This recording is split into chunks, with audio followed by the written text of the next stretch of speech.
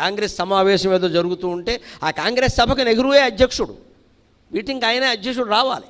ఈవిని gate దగ్గర పెట్టారు, చిన్నపిల్ల 8 ఏళ్ళ అమ్మాయి, వాళ్ళ నాన్నగారు ఎవరో వస్తుంటే నేను వస్తా అని ఫోన్ లేని తీసుకొచ్చారు. ఆ అమ్మాయిని ఏం చేశారంటే ఆ గేటు దగ్గర పెట్టి వచ్చిన ప్రతి వాళ్ళ దగ్గర రూపాయి పుచ్చుకోమన్నారు. ఆ రోజుల్లో రూపాయి చాలా ఎక్కువ. ఈ అమ్మాయి ఇక్కడ నుంచి రూపాయి నెహ్రూ గారు ఇచ్చాడు. ఆయన రూపాయి అడిగింది. ఆయన ఆశ్చర్యపోయాడు. నేను ఇలా చూస్తుంటే పక్క ఈయన కాంగ్రెస్ ప్రెసిడెంట్ అంటే నాకు అవన్నీ తెలియదు, రూపాయి తీయండి అది. నెహ్రూ గారు ఆనందపడ్డాడు. కానీ ఆయన దగ్గర రూపాయి లేదు. ఆయన మోతీలాల్ కొడుకు కోట్లు ఉంటాయి, రూపాయలు ఉండవు.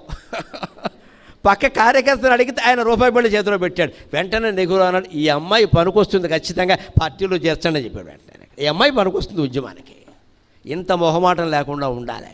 తర్వాత దేశముఖినిచ్చి ఆవిడకి పెళ్లి చేసి దుర్గాబాయి దేశముఖి చేస్తే వాళ్ళ వివాహానికి ప్రధాన వ్యక్తిగా హాజరైంది కూడా జవహర్లాల్ నెహ్రూయే.